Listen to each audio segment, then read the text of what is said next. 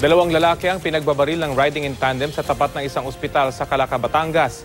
Patay naman sa pamamaril ang isang guro sa Isabela. Yan at iba pa sa balitang probinsyang hatid ni Victoria Tulad.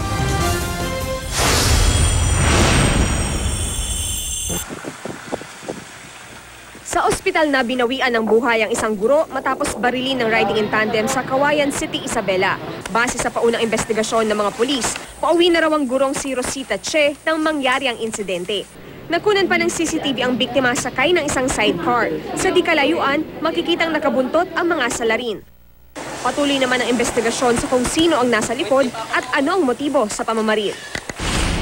Dalawang lalaki ang pinagbabaril din ng riding in tandem sa Calaca, Batangas. Nagaantay lamang ng masasakyan na jeep ang dalawang biktima sa tapat ng isang ospital nang dumating ang mga salarin sakay ng motorsiklo. Sunod-sunod na putok ang umalingaw-ngaw sa lugar. Tinangkapang tumakbo ng mga biktima papasok ng ospital pero inabutan sila ng mga salarin. Hindi naisalba ang biktima na si Kian Marquez habang naagapan pa ng staff ng ospital ang biktima na si Rechi Sunico. Patuloy ang investigasyon sa insidente.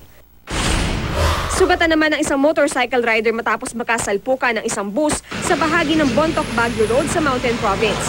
Base sa paunang investigasyon ng mga otoridad, biyaheng Bontoc ang rider na makasalubong ang Rising Sun bus. Dahil mabilis ang takbo, nawala ng kontrol ang motorsiklo at bumangga sa paparating na bus. Agad namang rumesponde ang emergency services para lapatan ng pangunang lunas ang sugatang rider. Nagpapagaling siya ngayon sa ospital. Victoria Tulad, GMA News.